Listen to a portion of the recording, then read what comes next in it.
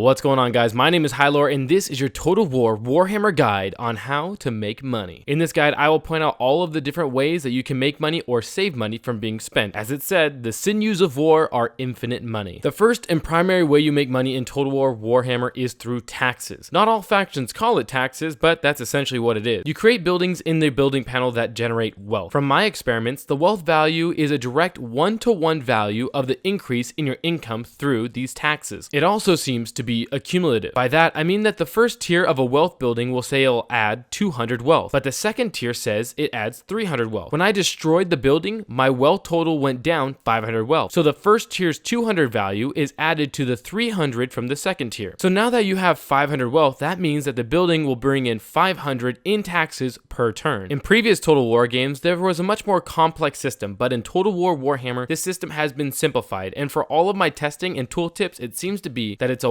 one-to-one correlation from wealth that you create on a building to the income you get per turn. The next most common way to make money in Total War Warhammer is to make trade agreements with other factions. To make these agreements, you go into your diplomacy panel, select the faction you wish to trade with, and send them the request. This process assumes that you have some way of trading with them, either over land borders or as a sea route from your port to theirs. These agreements allow you to trade a certain level of basic nondescript goods to the other faction and vice versa. There are rarer resources scattered on the campaign map that are assigned to different regions. Please note that I said regions and not provinces. Regions are the smaller blocks that make up a province. Once you control one or more of these regions, you can begin to harvest the resource, which never runs out, and sell them to other countries that you are trading with. In particular regions with these rarer resources, you can increase their output by building up these wealth buildings. They are modified in these regions to provide both wealth and rare resources for trading, and upgrading these buildings will increase how much of the resource you have to trade. If you go into the treasury panel and click on trade, you can see on top a list of the different rare resources to be traded. If you hover over them, you can see the market price for those goods in the world. These values change turn by turn, and just like in real life, items like fur and gemstones will trade for more money than, say, wood or stone. There's also a diplomatic benefit to trading with a faction, as factions that trade together are less likely to go to war and build better relations with each other. The Greenskins and Chaos are actually not able to make trade agreements. Another way of gaining money in diplomacy is to demand payment or tribute. Oftentimes, these are a part of deals concerning other matters, such as bribing people for peace treaty or trade agreement, etc. There are some tips though on how you can use this to get as much money as possible out of the AI. The most simple way is that anytime the AI offers you money, simply hit the counter offer button and adjust the value higher than they originally offered. Don't go too high, but you can usually add between 200 to 500 gold on top of what they offered without losing the deal. You can tell how likely they are to accept this new amount before you submit it to them, so adjust your numbers to get the most you can without ruining your chances of a deal. Also, you can always just go to war with someone that you have no interest in actually conquering or can't because of the default rules of the game, sack and raise a city or two, and then sue for peace and demand money to stop killing them. This often works pretty easy against small factions, but takes more work and is hard to do against more powerful factions, even if the battles you fought against them were easy. Their size and disposition will not be one where they'd sue for peace quickly. Also, keep in mind that some factions, such as Chaos and Greenskins, are aggressive factions. The Chaos will almost never take peace, but the Greenskins will usually take it once they've only been beaten severely. Also, sometimes the AI will demand payment from you along with something else, and it's usually possible to completely eliminate this payment or at least lower it before agreeing to the rest of the offer. Another way to make money in diplomacy is to make another faction of yours a vassal. To make a faction a vassal, you must not be able to actually capture their territory, and factions are going to be very resistant to actually becoming your vassal. They usually have to be basically beaten into destruction or have such a lower power compared to you that they know that going to war would mean utter destruction. This is not to be confused with confederating a faction. Confederating a faction merges their faction into yours, giving you complete control of their lands and oftentimes much of their armies and agents. A vassal will stay a separate AI-controlled state that is in a permanent alliance with you. They are under your military protection and will fight wars against your enemies. They pay you a sum of money each turn as tribute for your protection. Raiding is the first militaristic way of making money. To raid your enemies, you must move your army into the enemy territory and put your army into the raiding stance. If you want to learn more about these army stances, check out my guide on army stances here. While your army is in the raiding stance, you will gain money because of all the looting your troops are doing across the territory. The more troops you have and what types they are will affect the amount of money you gain from raiding territory. This money will keep coming in each turn that your army is in this raiding stance within enemy territory. Once your army is out of the raiding stance, you will no longer gain this income. A side note, if enemies are raiding you, it will actually affect how much money you make in taxes as they are stealing from you. There are downsides to raiding, but check out my guide on all the army stances for more on those downsides. When your army goes into battle and wins, you will also gain money. Any battle fought and won will give you some loot from the wreckage of the enemy supply trains as they retreat. This post-battle loot can be increased by fighting bigger battles, playing as a faction such as Chaos or Greenskins, or from skills, followers, attributes, and items your characters may gain. In addition to this, some factions have the option of ransoming captives from the battle. This often comes with a small penalty to morale or some other stat depending on your faction, but can give you a sizable sum of money if you choose so. If you win a battle over who will control a settlement or a city, you'll be given a few different options. One of these options is to sack the settlement. When you choose this, you will gain a large sum of money for doing so and will downgrade or even destroy buildings within the settlement. There are penalties for doing this, but depending on your faction or plan for the war, it may not mean much to you. Settlements that have more wealth will give you more money when they are sacked. Certain factions, such as Chaos and Greenskins, again do better at gaining money from this since they are almost completely dependent on it for their income. The money you gain from this can be boosted by skills, followers, attributes, and items that the characters in your army may have. As with some of the previous methods, there are some ways for your factions to make money through your characters. An example of this are the Battle Wizard skill trees for the Empire. They have skills in their first section, the ones based on the campaign map effects, that increase income in whatever province that they are in. There are also skills some characters have that lower construction or recruitment costs of units when they are in an army or a province. While some of these skills are not making you money, they are saving you money which can be spent elsewhere. It has been shown from players in the community that having multiple agents with these kinds of traits and building a strong economy in one province can generate tens of thousands in taxes